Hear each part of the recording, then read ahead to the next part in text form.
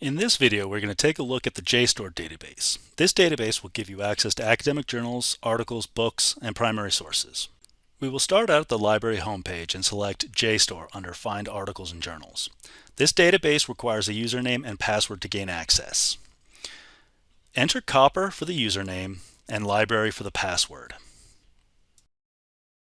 And then select Login at the bottom.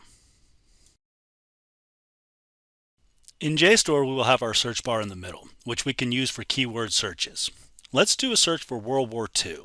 Note that if you put your search terms in quotation marks, the database will search for the whole phrase. This is called phrase searching. You will have your filter options on the left. JSTOR has academic journals and book chapters. They also have a lot of primary sources, including serials, documents, and books. You can also adjust the publication date or date of the primary source. There's also subjects listed in alphabetical order. Back at the home page, we also have the option for an advanced search.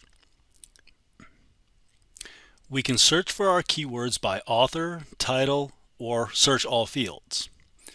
We also have the option to change our Boolean operators.